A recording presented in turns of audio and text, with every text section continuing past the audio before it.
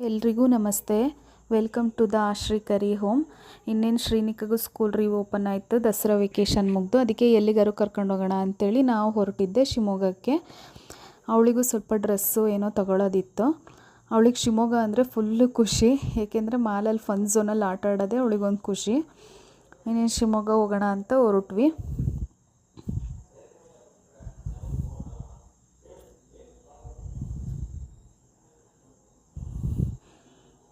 ಅವಳ ಮುಖದಲ್ಲಿ ಖುಷಿ ಎದ್ದು ಕಾಣಿಸ್ತಾ ಇದೆ. ಶಿವಮೊಗ್ಗ ರೀಚ್ ಆದ್ವಿ. ನಾವು ರೀಚ್ ಆಗೋದ್ರೊಳಗೆ ಮಧ್ಯಾಹ್ನ ಆಗಿತ್ತು. ಇನ್ನೇನು ಊಟಕ್ಕೆ ಹೋಗೋಣ ಅಂಥೇಳಿ ನಾವು ಫಸ್ಟ್ ಹೋಗಿದ್ದೆ ಶ್ರೀಧಾತ್ರಿ ಭವನ ಅಂಥೇಳಿ. ಹೊಸ್ದಾಗಿ ಓಪನ್ ಆಗಿದೆ ಅದು. ತುಂಬ ಚೆನ್ನಾಗೂ ಇದೆ ಹೋಟೆಲ್ಲು. ಹೋಗ್ತಾನೆ ಬುದ್ಧನ ಐಡಲ್ ನೋಡಿ ತುಂಬ ಇಂಪ್ರೆಸಿವ್ ಆಗಿತ್ತು.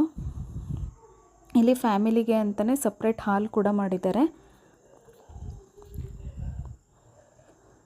ಅಂದರೆ ಲಂಚ್ ಟೈಮ್ ಅಲ್ವಾ, ತುಂಬ ಬ್ಯುಸಿ ಇತ್ತು ಹೋಟೆಲ್ಲು. ಇವಳು ನನಗೆ ಸೋಫಾ ಸೀಟೇ ಬೇಕು ಅಂತ ಅಲ್ಲಿ ಎಲ್ಲಿ ಫ್ರೀ ಇದೆ ಎಲ್ಲಿ ಖಾಲಿ ಇದೆ ಅಂತ ನೋಡ್ಕೊತ ಹೋಗ್ತಾ ಇದ್ಲು Shrinika.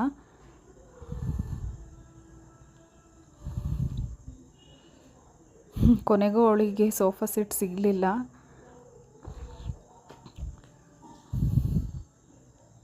She only took the menu first.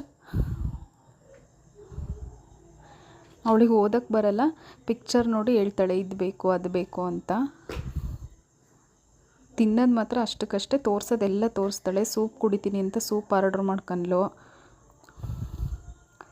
ನೀಟಾಗಿ ರೆಡಿ ಆಗ್ತಾ ಇದ್ದಾಳೆ.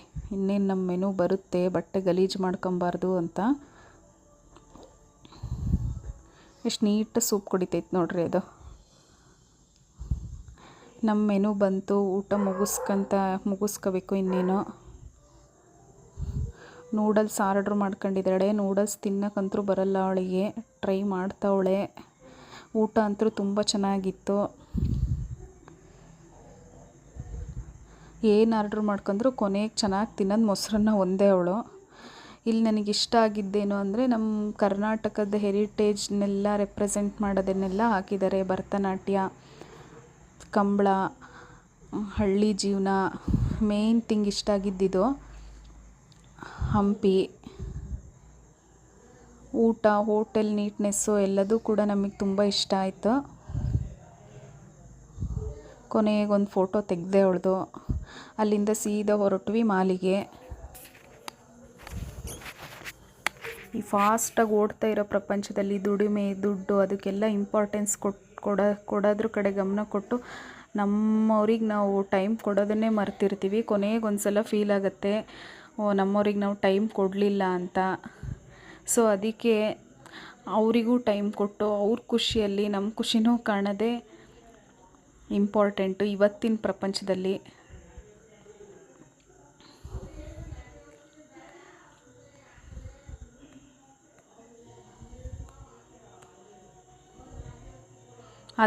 ಇದಾಡ್ತೀನಿ ಎಂದು ಕೊನೆಗೆ ಸೆಲೆಕ್ಟ್ ಮಾಡೋದು ಇದನ್ನಷ್ಟೇ ಅವಳು. ಅಲ್ಲಿ ಬುಕ್ಸ್ ಶೋ ಕೂಡ ಇತ್ತು. ಅವಳಿಗೆ ಫೋನಿಗೆ ಬುಕ್ ಬೇಕಿತ್ತು ಅಂತೇಳಿ ಫೋನಿಗೆ ಬುಕ್ಸ್ ತಗೊಂಡೆ.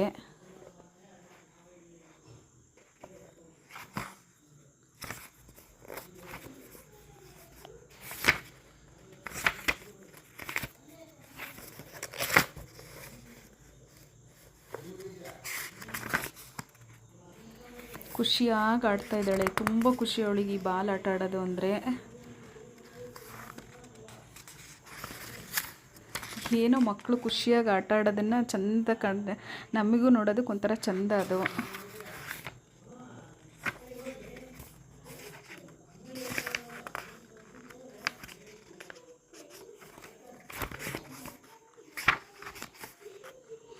ಸರಿ ಎಂಜಾಯ್ ಮಾಡ್ತಾಳು ಅವಳು ಇದನ್ನು ಮಾತ್ರ.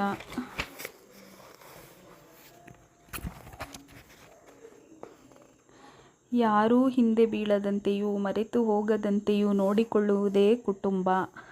ಯಾವುದೋ ಒಂದು ಬುಕ್ಸಲ್ಲಿ ಓದಿದ್ದೆ ನಾನು ಈ ಥರ. ಡೇವಿಡ್ ಅಗ್ಡೆನ್ ಸ್ಟೈಯರ್ಸ್ ಅವ್ರು ಬರೆದಿರೋದಿದು.